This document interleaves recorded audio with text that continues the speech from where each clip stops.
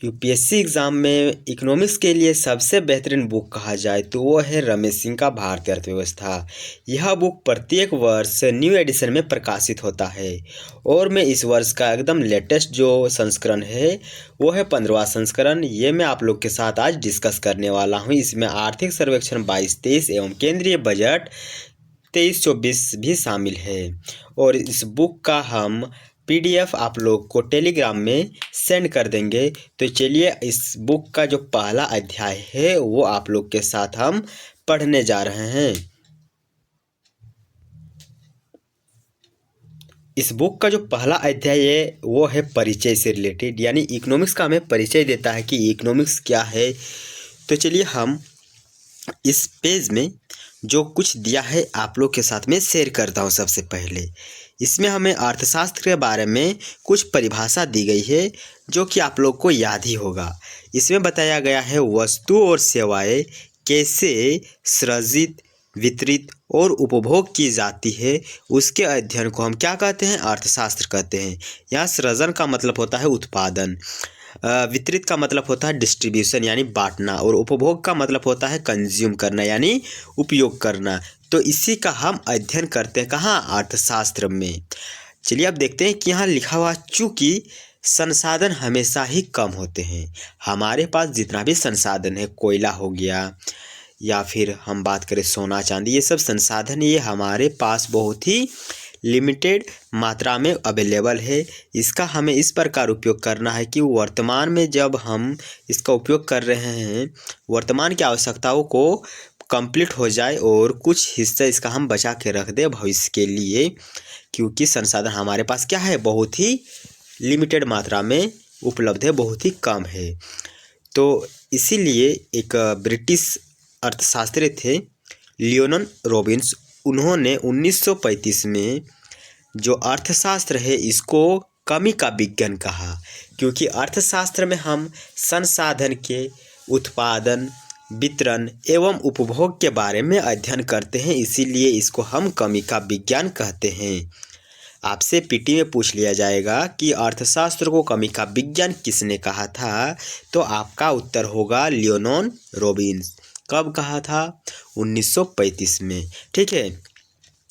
इस अध्याय में जो यह अध्याय है यानी इंट्रोडक्शन वाला अध्याय है, इसमें हम क्या क्या पढ़ने वाले हैं? तो इसमें सबसे पहले हम पढ़ेंगे कि जो ये इकोनॉमिक्स है ये एक निराशाजनक विज्ञान से कहीं अधिक है। इसमें हम अर्थशास्त्र की परिभाषा देखेंगे और यहाँ हम देखेंगे अर्थशास्त्र की जो दो शाखा होती है, एक होती है व्यष्टि अर्थशास्त्र, दूसरा होता है समष्टि अर्थशास्त्र। इसके बारे में देखेंगे। अर्थव्यवस्था क्या है? यहाँ पर अर्थशास्त्र और अर्थव्यवस्था में बहुत बच्चे कंफ्यूज होते हैं, तो दोनों का अलग अलग मीनिंग होता है जो कि हम इसी अध्याय में देखने वाले हैं। इसके बाद हम यहाँ आर्थिक प्रणाली के बारे में अध्ययन करेंगे, वाशिंगटन समिति के बारे में देखेंगे, बीजिंग समिति के बारे में देखेंगे, सेंटियागो समिति के बारे में देखेंगे एवं इसमें राष्ट्रीय आय, जीडीपी, जीवीए की तुलना करेंगे।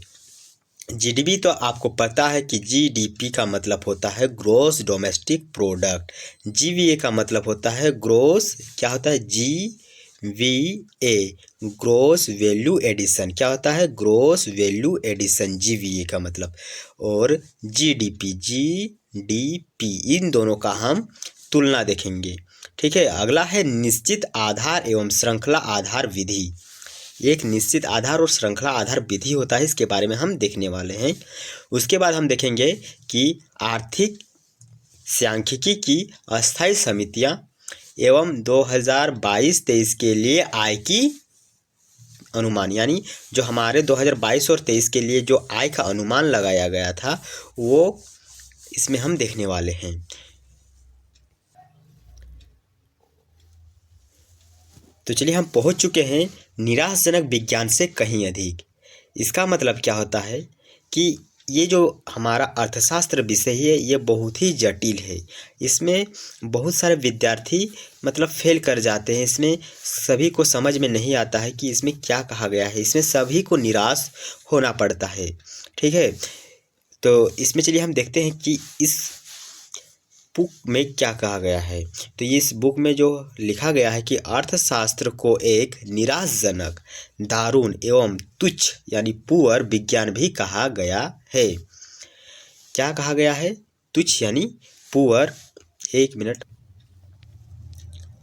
तुच्छ का मतलब क्या होता है? पुअर। और दारुण का मतलब क्या होता है? डिप्रेसिंग। और निराशजनक भी कहा गया है। इसके अतिरिक्त इसमें आम आदमी की समझ के परे एवं एक पहली कहकर भी इसकी आलोचना यानी क्रिटिसाइज की गई है। यानी ये आम आदमी के समझ से बाहर ही होता है इकोनॉमिक्स। इतना ही नहीं, इसे एक असफल यानी फेल्ड इकोनॉमिक्स भी कहा गया है। क्यों कहा गया? क्योंकि इसमें जो इकोनॉमिक्स है, यह इकोनॉमिक्स यानी जो अर्थशास्त्री थे वो 2008 में जब अमेरिका में वित्तीय संकट आया उसका भविष्यवाणी नहीं कर सका, इसलिए इसको हम क्या कहते हैं? एक फेल्ड साइंस कहते हैं। अगला है, इसके बावजूद भी हम इसे नकार नहीं सकते। इसको क्या नहीं कर सकते? नकार नहीं सकते, क्योंकि जो यह अर्थशास्त्र है इसने विश्व को मानव के लिए बेहतर बनाने में महत्वपूर्ण भूमिका निभाई है। अर्थशास्त्र की समझ सभी को होना आवश्यक है, तभी हम अपने देश की अर्थव्यवस्था के बारे में समझ सकते हैं कि हमारे अर्थव्यवस्था में क्या क्या घटनाएं हो रहे हैं। तो अर्थशास्त्र की समझ, अर्थशास्त्र तथा इसकी बारीकियों को समझना एक चुनौती भरा कार्य है। क्या है? एक चुनौती भरा कार्य है। विशेषकर उनके लिए यह और कठिन है जिसके पास इसकी कोई पृष्ठभूमि नहीं है। पृष्ठभूमि का मतलब जो स्टूडेंट इस विषय को शुरू से लेकर अभी तक यानी यूपीएससी के एग्ज़ाम तक नहीं पढ़े हैं, जो अपने 12वीं के परीक्षा में ये जो इकोनॉमिक्स का सब्जेक्ट है, ये सब्जेक्ट का चयन नहीं किया था, वो बीटेक किया है, इंजीनियरिंग किया है, तो उस प्रकार के विद्यार्थियों के लिए यह अर्थशास्त्र विषय और भी चुनौती भरा हो जाता है। इसका तात्पर्य यह नहीं है कि जिसके पास इस विषय की पृष्ठभूमि है, यानी जो इस विषय से पीएचडी किया है, ऑनर्स किया है, उसके लिए यह विषय बहुत ही सरल है। नहीं, यह विषय बहुत ही कठिन है। हालांकि इसकी समस्याओं की प्रकृति कुछ अलग ही प्रकार की होती है। वे जितना अर्थशास्त्र जानते हैं उससे कम समझते हैं। शब्द बोलता कि हम अर्थशास्त्र के स्टूडेंट हैं, इकोनॉमिक्स के स्टूडेंट हैं, लेकिन वो अर्थशास्त्र के बारे में उतना नहीं समझते हैं। आमतौर पर इस वर्ग का मतलब जिसके पास अर्थशास्त्र में पीएचडी किया हुआ है या अर्थशास्त्र से ऑनर्स किया हुआ है, उस वर्ग के पास अर्थशास्त्र के व्यवहारिक आयाम की समझ कम होती है। मतलब किसी प्रकार तो पढ़ के पार हो जाते हैं, लेकिन उसका व्यवहारिक आयाम नहीं होता है कि आखिर इसका सिद्धांत या इसके नियम रूल क्या कहते हैं। आज जब हर जगह मतलब सभी एग्ज़ामों में अर्थशास्त्र विषय बहुत ही अच्छा अंक हमें देता है, तो हमें इसको अच्छा से पढ़ना चाहिए। तो इस अर्थशास्त्र के उपयोग पर बल है, विशेषकर प्रतियोगी परीक्षाओं में, एग्ज़ाम में, जैसे कि यूपीएससी में ही आपको प्रीलिम्स मेंस में अच्छा खासा नंबर इसमें मिल जाता है। तो अर्थशास्त्र को सिर्फ जानना काफ़ी नहीं है, अपितु इसे जीवन में उपयोग में लाने की आवश्यकता है। जीवन में लाने की आवश्यकता का ऐसे यहाँ पर इस प्रकार है कि अगर आप मार्केट जा रहे हैं तो मार्केट के बारे में पढ़िए। मार्केट मतलब अपने आसपास के मार्केट की देखिए कि वहाँ पर वस्तुओं के दाम किस प्रकार तय होते हैं, क्या वहाँ मोनोपोली चलती है या फिर ओलिगोपोली चलती है। इस प्रकार हमें अपने जीवन में इसको उतारना पड़ेगा। जब किसी वस्तु, जैसे कि अभी हाल ही में टमाटर का दाम में बढ़ोतरी हुआ था, तो क्यों बढ़ोतरी हुआ था? क्योंकि उसका उत्पादन में कमी हो गया था और डिमांड उसका बढ़ गया था, इसीलिए उसका दाम भी बढ़ गया था। इसीलिए हम जो इकोनॉमिक्स है इसको हम समझ कर पढ़ने वाले हैं इस सीरीज़ में हम आपको इकोनॉमिक्स का जितना भी चैप्टर है इस बुक में सबको इस क्लास के माध्यम से हम समझाने वाले हैं। और पीडीएफ जो है ये आपको टेलीग्राम में मिल जाएगा, और टेलीग्राम का नाम है टारगेट 2025 यानी टारगेट 2025, ठीक है। और इसके लिए इसकी एक मौलिक समझ की आवश्यकता होती है। मौलिक समझ की आवश्यकता होती है। अर्थशास्त्र को दोनों ही श्रेणियों के पाठकों के लिए आसान बनाना इस पुस्तक का लक्ष्य है। आखिर हमारे मार्केट में इकोनॉमिक्स के बहुत सारे बुक है, पर हम इस रमेश सिंह लेखक का ही बुक का चयन क्यों किए? क्योंकि इस बुक का जो लक्ष्य है ये है अर्थशास्त्र को सरल बनाना। क्या है? सरल बनाना। हालांकि यह कार्य मूलतः दो कार्यों से आसान नहीं है। सरल तो है, लेकिन सरल किया गया है लेखक के द्वारा। ठीक है, तो आसान नहीं है। पहला यह है कि सरलीकरण की प्रक्रिया में अवधारणाओं की आत्म कायम रहे, यानी जो कहा गया है वही कहा जाए।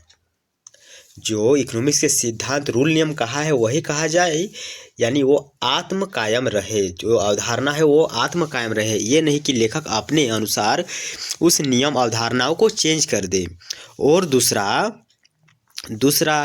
यह है कि पाठकों को समसामयिकी यानी करंट के जो मुद्दे हैं उससे भी अवगत कराया जाए। जैसे कि अभी हम आपको टमाटर से रिलेटेड एक न्यूज़ सुनाए, जो कि हाल ही में टमाटर के दाम में बढ़ोतरी हुई है और हर साल टमाटर, प्याज आदि सब्जियों में आपको दाम में आपको थोड़ा सा हाई फ्लक्चुएशन देखने को मिलता है। तो इस पुस्तक का लेखन कार्य काफ़ी सरल हो जाता अगर अर्थशास्त्र का सरलीकरण इसका एक उद्देश्य नहीं होता। यही कारण है कि संपूर्ण पुस्तक में ये जो अर्थशास्त्र है, भारतीय अर्थव्यवस्था, इस पुस्तक में आर्थिक मुद्दों के विश्लेषण के नीचे अर्थशास्त्र की एक सैद्धांतिक धारा का प्रवाह बनाया गया है। इसका मतलब देखिए, यही जो पेज है इसके नीचे इस प्रकार एक धारा बना दी गई है। ठीक है, यही वहाँ पर कहा गया है। फिर हम यहाँ पर देखते हैं कहाँ पर थे हम लोग थे प्रवाह बनाया गया है। अर्थशास्त्र की सैद्धांतिक समझ के बिना किसी देश की अर्थव्यवस्था को जाना तो जा सकता है, लेकिन उसे समझा नहीं जा सकता। ठीक है, इसीलिए हमें अर्थशास्त्र पढ़ना है, तभी हम अपने देश की अर्थव्यवस्था के बारे में समझ सकेंगे कि हमारे देश की जीडीपी कितना है, पर कैपिटा इनकम कितनी है, हमारे देश की अर्थव्यवस्था ग्रो कर रही है। तो इस प्रकार की चीज़ों को हमें समझने के लिए पहले अर्थशास्त्र की अच्छी समझ होनी चाहिए। तो जो यह अर्थशास्त्र है ये भारत की अर्थव्यवस्था की बेहतर एवं सटीक समझ के लिए पाठकों यानी शिक्षकों को पुस्तक के पद लेखों एवं अंतिम अध्याय, इस जो बुक है इसके अंतिम अध्याय जो है वहाँ पर आपको एक शब्द संग्रह देखने को मिलता है। यानी इकोनॉमिक्स के जितने भी कठिन शब्द है, शब्दावली है, वहाँ आपको देखने को मिलता है अंतिम अध्याय में। तो वहाँ भी हम लोग जाएंगे, पर अभी हम लोग एक सीक्वेंस वाइज चल रहे हैं। शब्द संग्रह को बेहतर ढंग से पढ़ना अच्छा रहेगा। ठीक है, तो वो हम पढ़ेंगे, अभी नहीं, बाद में। फिर हम यहाँ पर देखते हैं कि अर्थशास्त्र की परिभाषा। तो अर्थशास्त्र की परिभाषा एक काफ़ी व्यापक चीज़ है, यानी व्यापक नहीं, कठिन है। तो यहाँ हम देख रहे हैं कि अर्थशास्त्र की परिभाषा से रिलेटेड कुछ दिया हुआ है। तो आसान शब्दों में कहे तो अर्थशास्त्र मानव की आर्थिक गतिविधियों का अध्ययन करता है। आर्थिक गतिविधि का मतलब होता है कि हम वैसे काम करते हैं, यानी मनुष्य द्वारा किया गया वे सभी काम जिसमें मुद्रा का लेन देन होता है, उसे हम आर्थिक गतिविधि कहते हैं। एक कार्यकारी परिभाषा है, कौन सा? ये वाला, कि अर्थशास्त्र मानवों की आर्थिक गतिविधियों का अध्ययन करता है। यह एक कार्यकारी परिभाषा है। मानविकी के विषय आपस में जटिल रूप से अंतः संबंधित है। मानविकी के जो विषय है ये आपस में जटिल रूप में क्या है? अंतः संबंधित है, क्योंकि इसके अध्ययन की विषय वस्तु मानव की अनन्य गतिविधियाँ हैं। यही कारण है कि मानविकी के अध्ययन के लिए अंतर वैश्विक दृष्टिकोण को उचित माना जाता है। मानविकी के विषय का मतलब हो गया हिस्ट्री, जियोग्राफी, अर्थशास्त्र, समाजशास्त्र, ये सब क्या है, एक मानविकी के विषय है। ये सब हमें अपने दैनिक जीवन में उतारना होगा, तभी हम इसको अच्छा से समझ सकेंगे।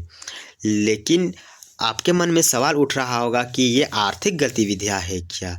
तो मैं आपको एकदम सटीक रूप में बता दिया कि मानव द्वारा किया गया ऐसा कार्य जिसमें वस्तुओं का लेन देन शामिल होता है, उसे हम आर्थिक गतिविधि कहते हैं। जैसे हम मार्केट जाकर कोई सामान खरीदते हैं, आर्थिक गतिविधियाँ।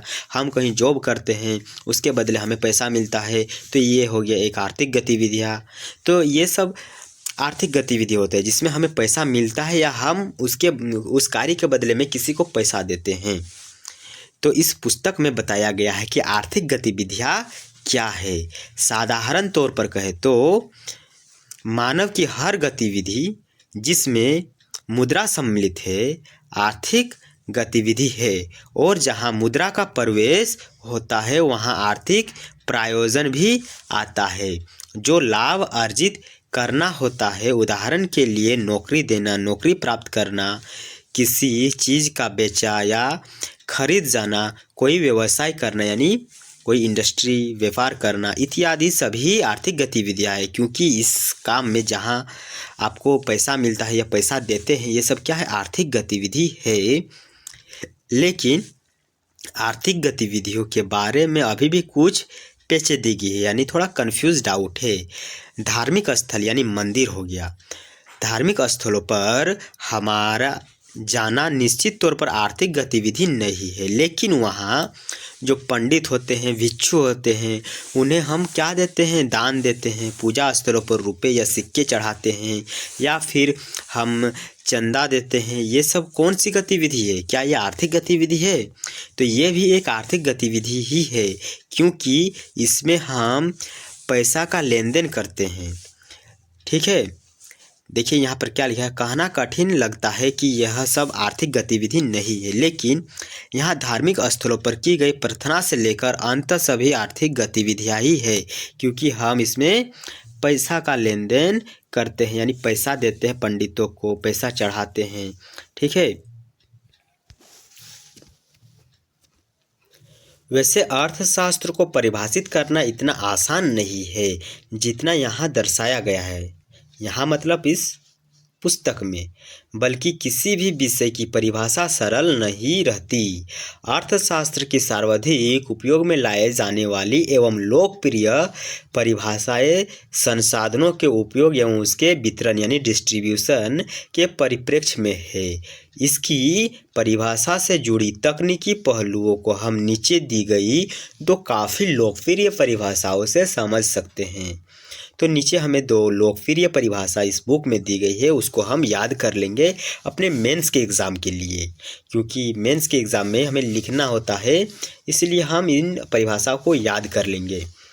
ये जो अर्थशास्त्र है, अर्थशास्त्र यानी इकोनॉमिक्स, अर्थशास्त्र समाज द्वारा जो दुर्लभ संसाधन है, दुर्लभ संसाधन मतलब हो गया कोयला, सोना, चांदी, इन दुर्लभ संसाधनों के उपयोग से मूल्यवान उत्पादों के उत्पादन और उसके वितरण का अध्ययन करता है।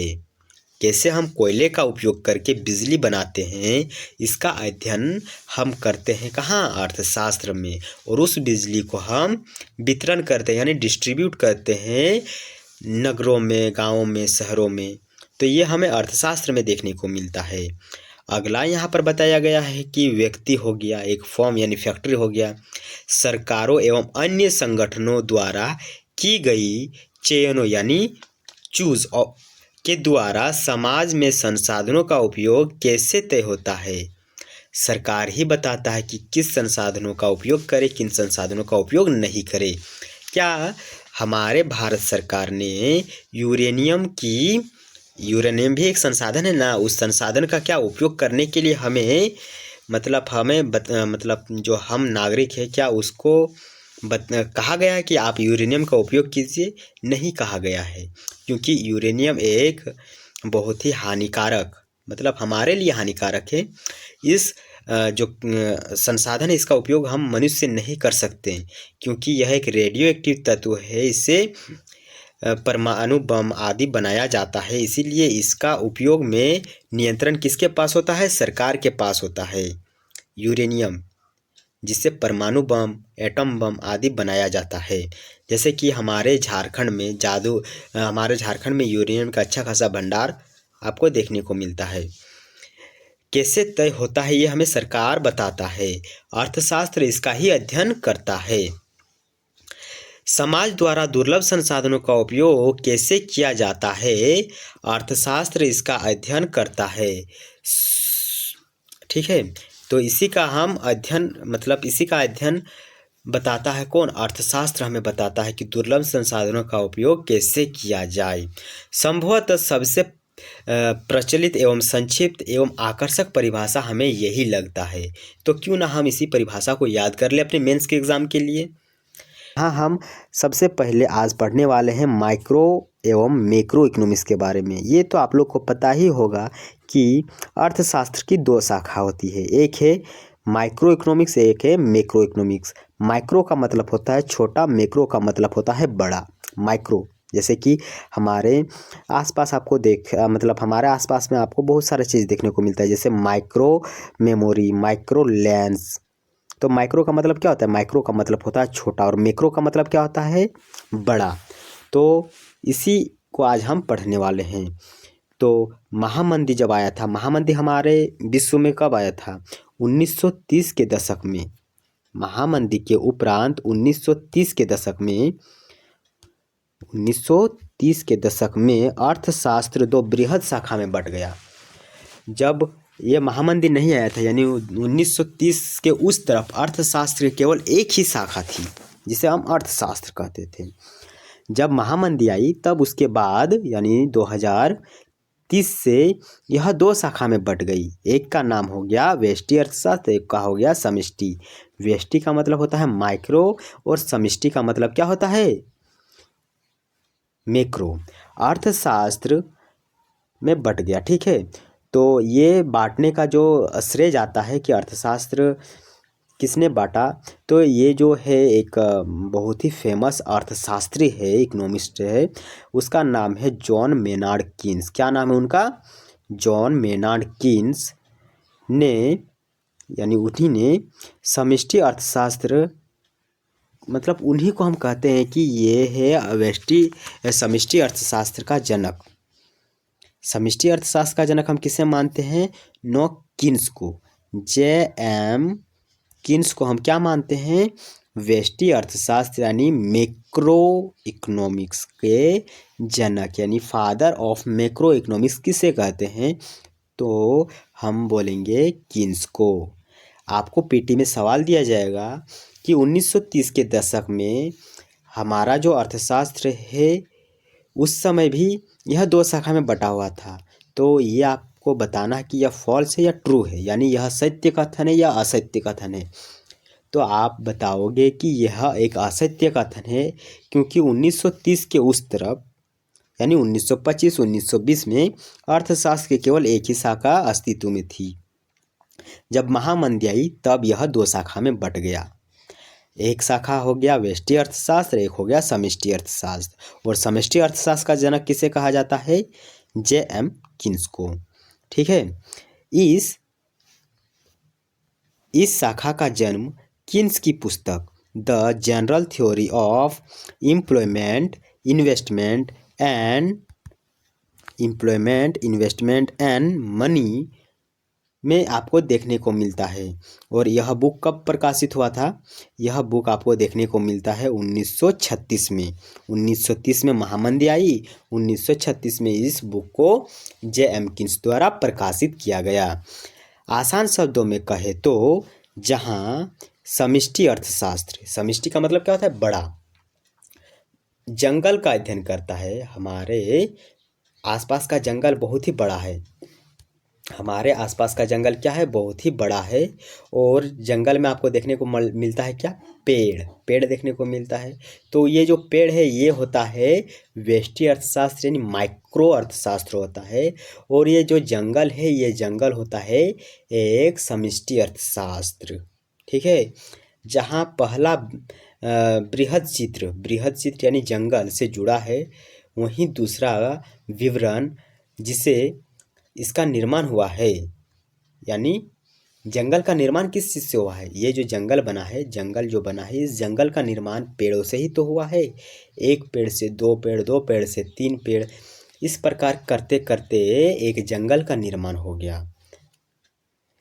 और इस जंगल जो बना, इसमें बनने का श्रेय किसको जाता है? पेड़ों को। तो पेड़ यहाँ पर है व्यष्टि अर्थशास्त्र और जंगल है समष्टि अर्थशास्त्र। माइक्रो और मैक्रो यहाँ पर लिखा हुआ है क्या? माइक्रो और मैक्रो ग्रीक्स शब्द हैं जिनका शाब्दिक अर्थ क्या होता है? माइक्रो का मतलब होता है छोटा और मैक्रो का अर्थ होता है बड़ा, यानी बिग। ठीक है। इसके बाद हम देखते हैं कि आर्थिक विश्लेषण में जहाँ माइक्रो का दृष्टिकोण नीचे से ऊपर होता है। माइक्रो का दृष्टिकोण क्या है? नीचे से ऊपर। अर्थात माइक्रो में हम देखते हैं कि पहले एक व्यक्ति के बारे में हम अध्ययन करते हैं, फिर उसके परिवार के बारे में, फिर एक समुदाय के बारे में, फिर हम देश के बारे में जाते हैं। यानी माइक्रो में हम नीचे से ऊपर का दृष्टिकोण को अध्ययन करते हैं।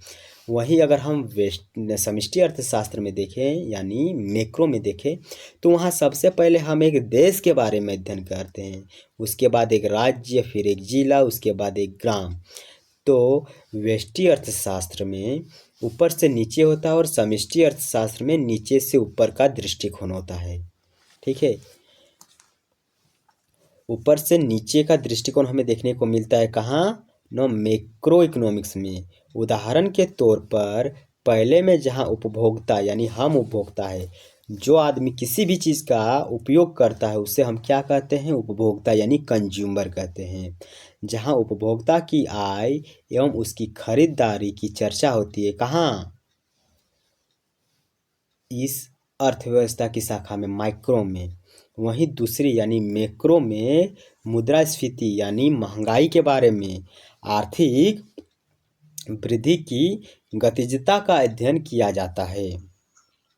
वैसे ये दोनों शाखाएं अलग दिखती है, लेकिन यह एक दूसरे पर निर्भर है। ऐसे इसको आप याद रखिए कि जंगल और पेड़, क्या बिना पेड़ के अगर हमारे जंगल में पेड़ नहीं होंगे तो क्या वह जंगल कहलाएगा? नहीं कहलाएगा। ठीक उसी प्रकार अगर माइक्रो इकोनॉमिक्स नहीं रहेगा तो मैक्रो इकोनॉमिक्स का कोई अस्तित्व नहीं रहेगा। ये एक दोनों एकदम पूरक है। यह माइक्रो और मैक्रो एक दूसरे की क्या है? पूरक है, क्योंकि इसके अध्ययन के मुद्दे में काफ़ी व्यापक यानी ओवरलैपिंग आपको देखने को मिलता है। उदाहरण के तौर पर आप अगर मुद्रास्फीति की दर बढ़ाते हैं, और ये जो मुद्रास्फीति है ये कहाँ है? ये आपको देखने को मिलता है मैक्रो में। तो जैसे ही मुद्रास्फीति की दर बढ़ती है, कच्चे माल के मूल्यों में आपको बढ़ोतरी देखने को मिलता है, और अगर मालों में बढ़ोतरी देखने को मिलेगा तो उसका इफ़ेक्ट आपको कहाँ देखने को मिलेगा? उपभोक्ता की खरीदारी पर। वो वस्तुओं को कम खरीदेंगे कि नहीं? अगर किसी वस्तु का मूल्य बढ़ जाता है तो उस वस्तु की मांग भी घट जाती है। ये इकोनॉमिक्स का एक रूल है, नियम है।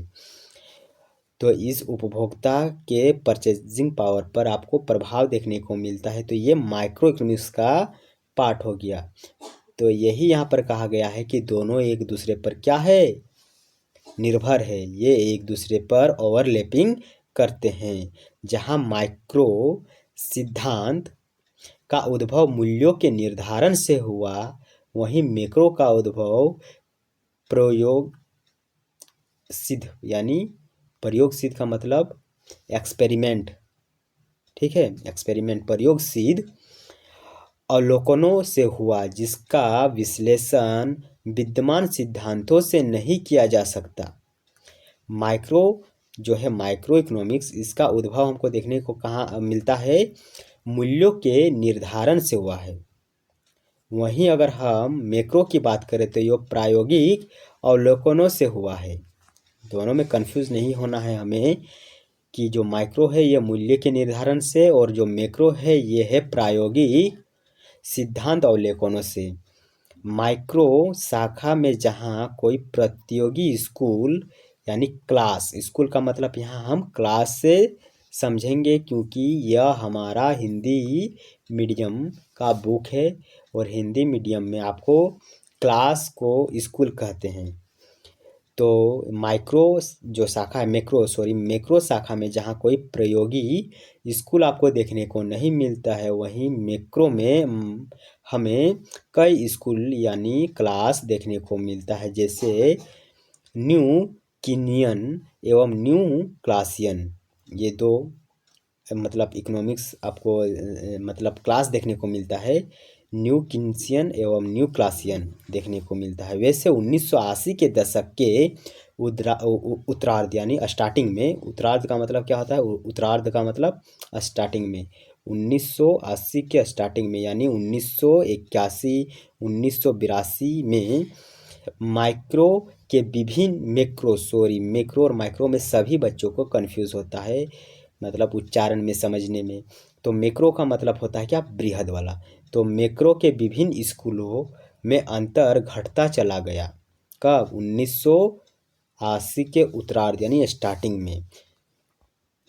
अर्थमिति ये एक अलग ही शाखा है, किसका, अर्थशास्त्र का। अर्थमिति जिसको हम इंग्लिश में क्या कहते हैं, इकोनोमेट्रिक्स। यह अर्थशास्त्र का एक क्या है, विशिष्ट एवं समष्टि के अतिरिक्त एक अलग ही क्षेत्र है। इस विधि में आर्थिक विश्लेषण में सांख्यिकी एवं गणितीय विधियों का उपयोग होता है।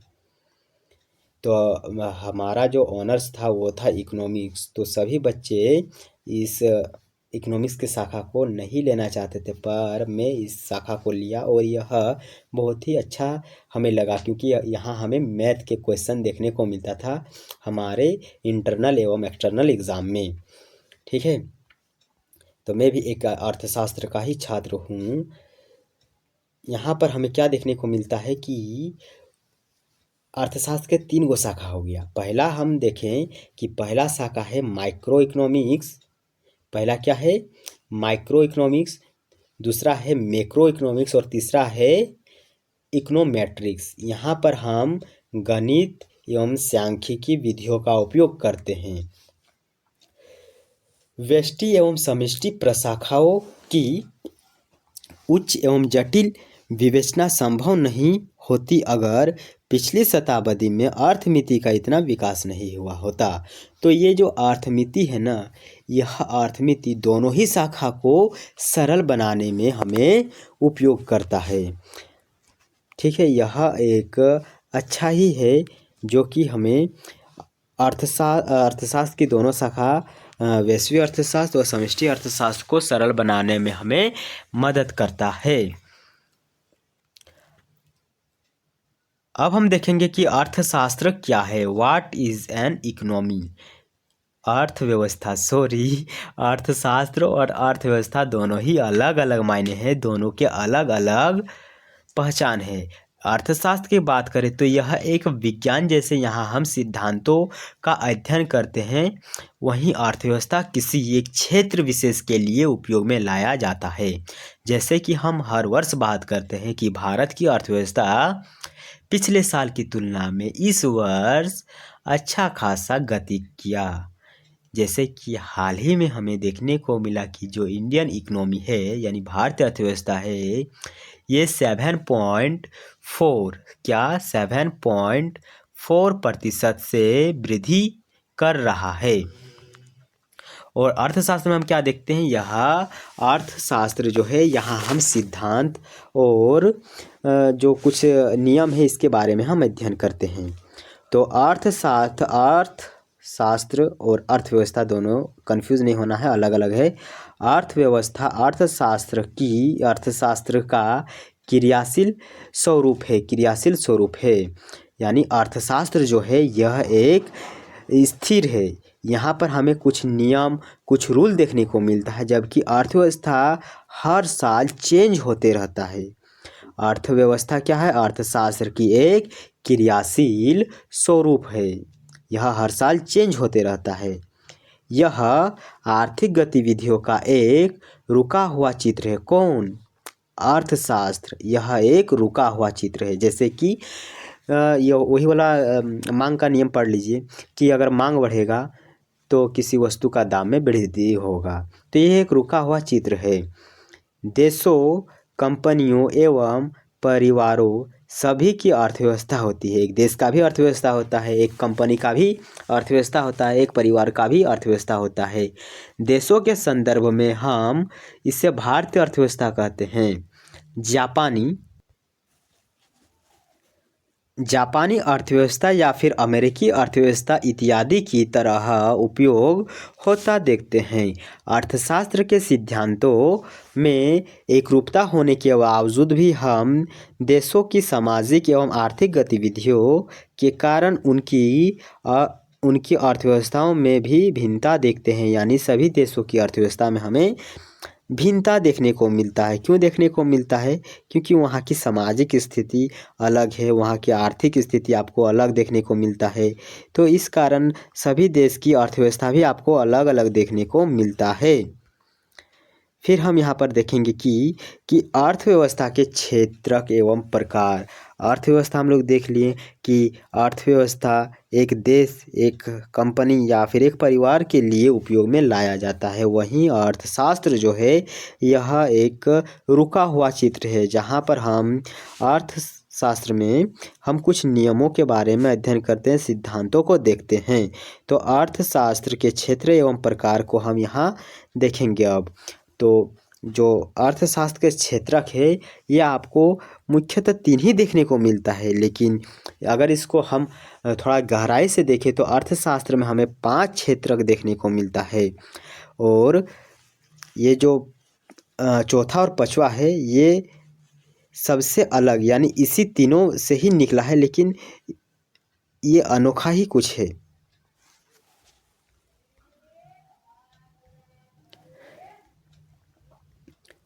तो अब हम देखने वाले हैं अर्थशास्त्र के क्षेत्रक एवं प्रकार के बारे में। किसी भी अर्थव्यवस्था की आर्थिक गतिविधियों को मुख्यतः 3 क्षेत्रकों या क्षेत्रों में विभाजित किया जाता है। किसी भी देश की अर्थव्यवस्था को, भारत की अर्थव्यवस्था को ही ले लीजिए, यहाँ पर आपको देखने को मिलता है प्राथमिक क्षेत्र, द्वितीयक क्षेत्र, तृतीयक क्षेत्र, चतुर्थ क्षेत्र एवं पंचम क्षेत्र भी है, लेकिन उसके बारे में उतना हम जानकारी नहीं हासिल की है या उतना हमें नहीं उसके बारे में मालूम है, और वो ना ही हमें उतना मतलब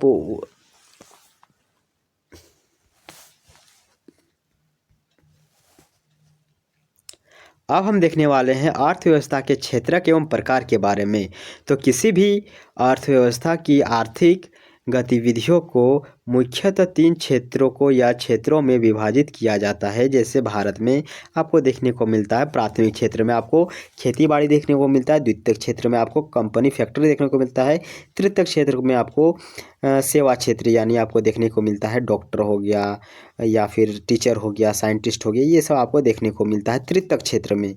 तथा क्षेत्रकों की प्रधानता के आधार पर इनका नामकरण भी किया जाता है। तो सबसे पहला क्षेत्र जो हमारे पास आता है वो है प्राथमिक क्षेत्र, जिसे हम प्राइमरी सेक्टर भी कहते हैं।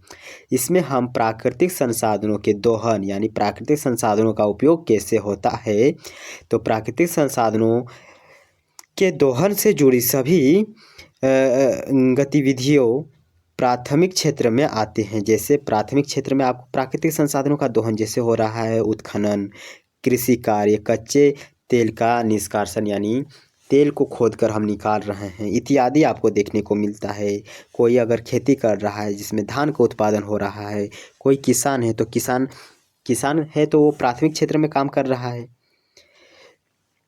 अगर किसी क्षेत्र की सकल घरेलू उत्पाद यानी जीडीपी की बात करें एवं वहाँ के जीवन यापन यानी वहाँ के लोग कैसे जीवन यापन कर रहे हैं, तो जीवन यापन में कृषि क्षेत्र का योगदान कम से कम 50% हो तो वहाँ कृषि क्षेत्र की अर्थव्यवस्था हम कहेंगे। तो उससे हम क्या कहेंगे? कृषि क्षेत्र की अर्थव्यवस्था। तो अगर कोई भी क्षेत्र मान लीजिए अगर वहाँ की जीडीपी में एवं लोगों के जीवन यापन में अगर कृषि क्षेत्र का हिस्सेदारी लगभग 50% या 50% से ज़्यादा है तो हम कहेंगे कि वह देश प्राथमिक अर्थव्यवस्था के क्षेत्र में, मतलब प्राथमिक अर्थव्यवस्था उसको हम कहेंगे, उस क्षेत्र को हम क्या कहेंगे, प्राथमिक अर्थव्यवस्था। अगला है द्वितीयक क्षेत्र। द्वितीयक क्षेत्र का मतलब होता है क्या कि इसमें हम जो प्राथमिक क्षेत्र है इसके जो संसाधन है इसका उपयोग हम कंपनी में लेकर उसका विनिर्माण करते हैं। द्वितीयक क्षेत्र में जैसे कि आपके पास हो गया मकई हो गया, तो उसको हम फैक्ट्री में लेकर उसको हम कुरकुरे बनाएंगे, तो वहाँ पर उसका हम जाकर विनिर्माण कर रहे हैं, तो ये द्वितीयक क्षेत्र के अंतर्गत आएगा। ठीक है। हम लोहा का खनन किए, उसको हम ले जाकर वहाँ पर हम उसको वाहन बनाने में उपयोग कर रहे हैं और अन्य प्रकार के कामों में उसका उपयोग कर रहे हैं, तो ये वहाँ पर हम इसको द्वितीयक क्षेत्र कहेंगे। और खनन के क्षेत्र में इसे हम क्या कहते हैं, प्राथमिक क्षेत्र। तो इस क्षेत्र के अंतर्गत, कौन सा क्षेत्र, द्वितीयक क्षेत्र के अंतर्गत सभी गतिविधियाँ, मतलब वे सभी गतिविधियाँ रखी जाती है जिसमें प्राथमिक क्षेत्र के उत्पादकों को प्रोसेस्ड यानी प्रसंस्कृत किया जाता है, यानी वहाँ से उठाकर हम यहाँ ले आएंगे और अपने हिसाब से उसको बनाएंगे। प्राथमिक क्षेत्र के उत्पाद को ले आकर हम अपने अनुसार कंपनी में उसका विनिर्माण करेंगे, अपने अनुसार उसका निर्माण करेंगे और फिर उसका बेचेंगे। तो यहाँ पर जो भी चीज़ बन रहा है इसको हम बोलेंगे विनिर्माण या द्वितीयक क्षेत्र। इसको हम विनिर्माण क्षेत्र भी कहते हैं। इसका किसका, इसका यानी द्वितीयक क्षेत्र का एक उप क्षेत्र जिसे हम विनिर्माण उद्योग विकसित अर्थव्यवस्था में सर्वाधिक रोजगार सृजन करने वाला क्षेत्र है। तो इसमें आपको सबसे ज़्यादा रोजगार देने वाला आपको देखने को मिलता है कहाँ, विकसित देशों में, जैसे अमेरिका, यूएस, और अमेरिका को ही यूएस कहा जाता है, फ्रांस हो गया, रूस हो गया, ये सब क्या है, विकसित देश है। वहाँ पर विनिर्माण क्षेत्र अर्थात द्वितीयक क्षेत्र सबसे ज़्यादा लोगों को काम देता है। जैसे यहाँ पर ड्राइविंग करना या कोई कंपनी में किसी भी प्रकार का काम कर रहा है तो वो हो गया द्वितीयक क्षेत्र के काम करने वाले लोग, तो वहाँ सब ज़्यादा आपको देखने को मिलता है, द्वितीयक क्षेत्र के में काम करने वाले लोग देखने को मिलता है। जब द्वितीयक क्षेत्र की किसी देश की राष्ट्रीय आय एवं जीवन यापन में आधे से, मतलब जिस प्रकार हम देखें यहाँ पर किस में देखें ना, प्राथमिक क्षेत्र में देखें, अगर किसी क्षेत्र के, मतलब किसी देश की अर्थव्यवस्था में अगर 50% की हिस्सेदारी प्राथमिक क्षेत्र की है तो हम कहेंगे कि वह देश प्राथमिक क्षेत्र में मतलब अच्छा खासा ग्रो कर रहा है। और अगर द्वितीयक क्षेत्र में अगर किसी देश की अर्थव्यवस्था में 50% की हिस्सेदारी है तो उसे हम कहेंगे औद्योगिक अर्थव्यवस्था कहा जाता है। ठीक है। उसके बाद आता है तृतीयक क्षेत्र। तृतीयक क्षेत्र में हम देखेंगे इसमें सभी वे सारी गतिविधियाँ शामिल है जिसमें लोगों को सेवा दी जाती है। जैसे मैं आपको पढ़ा रहा हूँ तो मैं आपको सेवा दे रहा हूँ, तो ये क्या है, एक तृतीयक क्षेत्र क्या आता है, यानी टर्सरी सेक्टर आता है। कोई डॉक्टर आपका इलाज करता है तो वो क्या है, वो तृतीयक क्षेत्र के अंतर्गत आता है। ये आपको जो टीवी देखने को मिलता है, टीवी हो गया, मोबाइल रिचार्ज, ये क्या है, ये आपका हो गया तृतीयक क्षेत्र। इसमें सभी गतिविधियां जिसके अंतर्गत सेवाओं का उत्पादन होता है उन्हें हम तृतीयक क्षेत्र में रखा जाता है। जैसे शिक्षा हो गया, स्वास्थ्य हो गया, परिवहन हो गया आदि। जब किसी क्षेत्र का किसी देश की अर्थव्यवस्था या आय एवं लोगों के जीवन यापन में कम से कम आधे का योगदान हो तो उसे हम सेवा अर्थव्यवस्था कहते हैं। हमारा जो भारत है यह सेवा क्षेत्र में अच्छा खासा भी ग्रो कर रहा है। इसे हम सर्विस इकोनॉमी भी कहते हैं, इसे हम सर्विस सेक्टर भी कहते हैं। ठीक है। आगे चलकर विशेषज्ञों ने दो और आर्थिक क्षेत्रों को चिन्हित किया जिसमें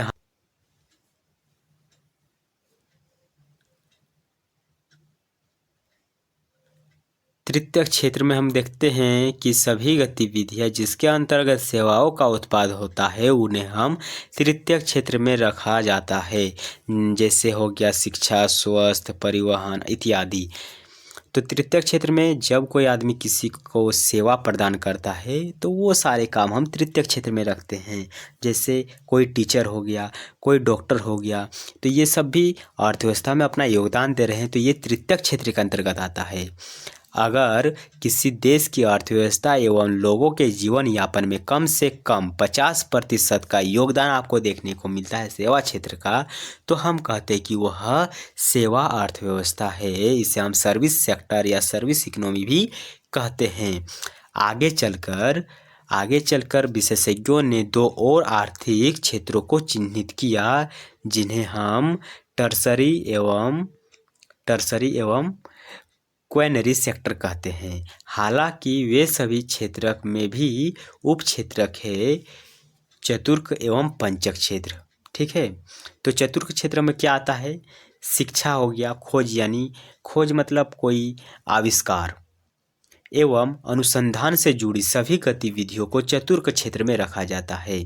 जैसे अभी सबसे ज़्यादा क्या चल रहा है कि भारत का जो इसरो है ये चांद जा रहा है, मंगल ग्रह जा रहा है, शुक्र ग्रह जा रहा है, तो ये अनुसंधान कर रहा है, खोज कर रहा है। तो ये सब चीज़ हम चतुर्क क्षेत्र में रखेंगे। इससे भी अर्थशास्त्र को बहुत ही ज़्यादा धन की प्राप्ति होती है, जिसे हम ज्ञान क्षेत्र भी कहते हैं। क्वार्टनरी सेक्टर को हम क्या कहेंगे? ज्ञान क्षेत्र, क्योंकि इसमें हमें ज्ञान मिलता है।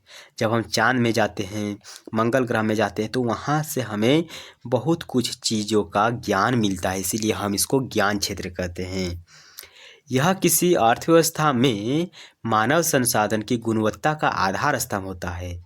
इसमें हम देखते हैं कि मानव संसाधन जो है, मानव संसाधन की गुणवत्ता किस प्रकार की है। चतुर्क क्षेत्र वैसे तो प्रथम, द्वितीय और तृतीय क्षेत्र ही अभी सभी देशों में चल रहा है, मतलब इसी प्रकार की अर्थव्यवस्था आपको देखने को मिलता है। ये सब काफ़ी अभी कम प्रचलित में है। उसके बाद हम पंचक क्षेत्र देखेंगे, क्वाइनरी सेक्टर। किसी अर्थव्यवस्था के सभी शीर्ष निर्णय, किसी अर्थव्यवस्था का सबसे शीर्ष निर्णय कौन लेता है? हमारे देश का ही जो अर्थव्यवस्था है इसका शीर्ष निर्णय कौन लेता है? प्रधानमंत्री, मंत्रिमंडल। जैसे नोटबंदी अर्थव्यवस्था, हमारे देश की अर्थव्यवस्था में नोट बहुत बड़ी भूमिका निभाता है, तो नोट को ही बंद कर दिया। तो देश की अर्थव्यवस्था में सबसे शीर्ष निर्णय लेता है, तो उसको हम पंचक क्षेत्र में रखते हैं कि कौन कौन आदमी देश की अर्थव्यवस्था में निर्णय देते हैं, उसको हम पंचक क्षेत्र में रखते हैं।